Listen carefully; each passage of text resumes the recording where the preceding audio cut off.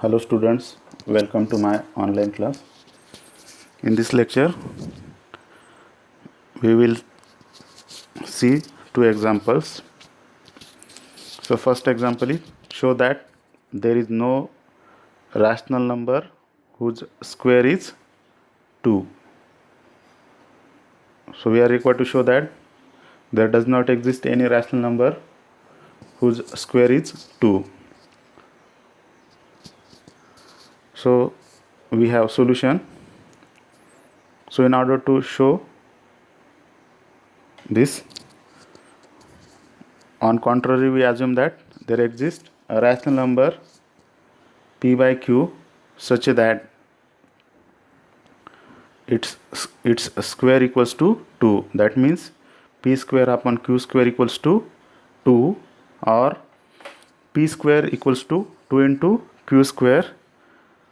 And since p by q is a rational number, we must have p and q are integers, q is non-zero, and the GCD of p and q equals to 1. That means they have no common factor. Here q is an integer, so its square, q square, is also an integer. 2 is an integer, q square is also an integer, so their product is also an integer. So since q is an integer, 2q square is also an integer. So this 2 square is an integer, that is why p square is also an integer. Here p square equals to 2 into q square, that means 2 divides p square. 2 divides p square means 2 also divides p. That means 2 divides p means p is a multiple of 2. That means p can be written as 2 into some integer m. So then p square equals to, this p square equals to 2 square m square, and we know that p square is nothing but 2 into q square. So that is why we have 2 into m square equals to q square. So from this we get that 2 divides q squares, and we know that if 2 divides q square, then 2 also divides q. So from this we get that 2 divides p as well as 2 divides q. That means 2 is a common factor to both these integers p and q. That means which is a contradiction to the fact that GCD of p and q is 1. So our assumption that there exists a rational number p by q with GCD p comma q equals to 1, whose square is 2, is wrong. So thus we conclude that there is no rational number whose square is 2. Next example, example 2, show that under root 8 is not a rational number. So we will show that under root 8 is not a rational number. So on contrary, we assume that under root 8 is a rational number which is of the form p by q, where p and q are integers, q is non-zero, and GCD of p and q equals to 1. That means p and q have no factor in common such that under root 8 equals to p by q. As we know that under root 8 is greater than 2 and less than 3. So therefore we have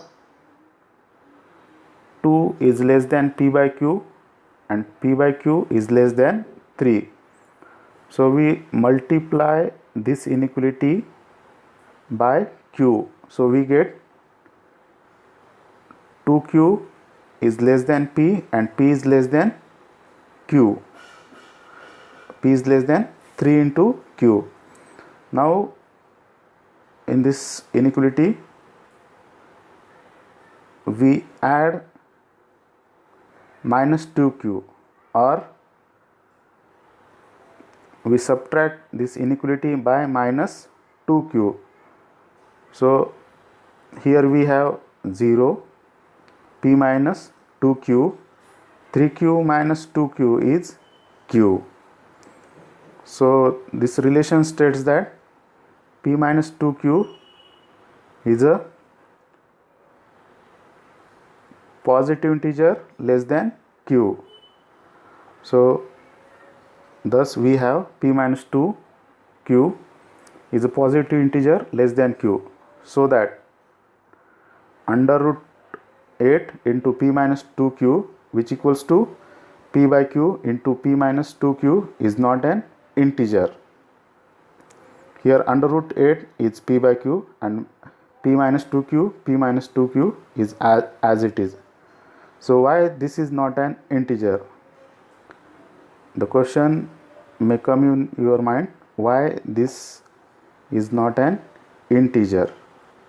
So this number is an integer if and only if q divides p into in bracket p minus 2q. If and only if q divides p into p minus 2q. But q cannot divide this integer p into p minus 2q because GCD of p and q is 1. So this is not an integer.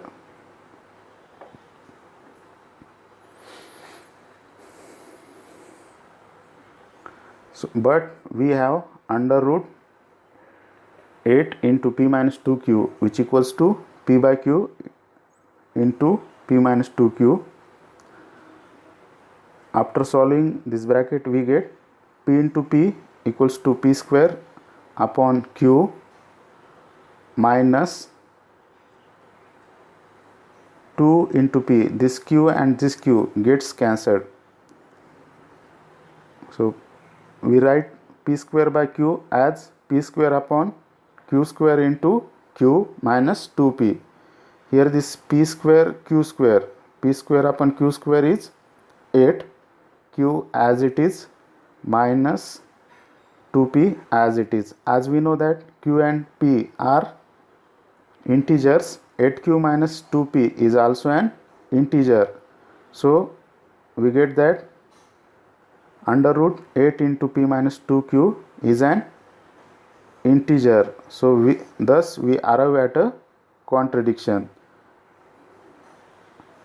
Actually p by q into p minus 2q must not be an integer, but here we are getting that this is an integer. So this is a contradiction. Hence under root 8 is not a rational number. Next we will discuss about intervals. So what is meant by an interval? A subset A of the set of real numbers R is called an interval if A satisfies two conditions. First condition is at least two distinct elements must be there in the set A and every element lies between any two members of A. That means a subset A of R, a subset A of the set of real numbers is called an interval if A satisfies two conditions. First condition is A must have at least two distinct elements, and second condition is that the elements lying in between any two elements of A must also lie in the set A. Now there are different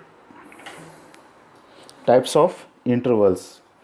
So first type is an open interval. So when we say an interval is open,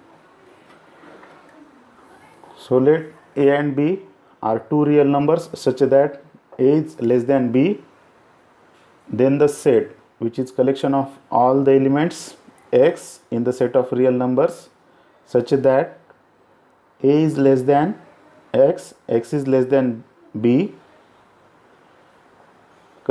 consisting of all real numbers between A and B, excluding A and B, is called an open interval and is denoted by this notation. Next type is closed interval. The set which consists of elements of the type x in the set of real numbers such that A is less than or equal to x and x is less than or equals to b, then this set is called closed interval, and this set contains elements lying in between A and B as well as the elements A and B, and this closed interval is denoted by this notation. Next, semi-closed or semi-open intervals. So here we have two intervals. First interval is open from the left side and closed from the right side, means this interval consists of elements of the type x such that A is strictly less than x and x is less than or equals to b. Second interval is closed from left side and open from right side, which is nothing but collection of all the elements x such that A is less than or equals to x and x is strictly less than b. So these intervals are called either semi-closed or semi-open.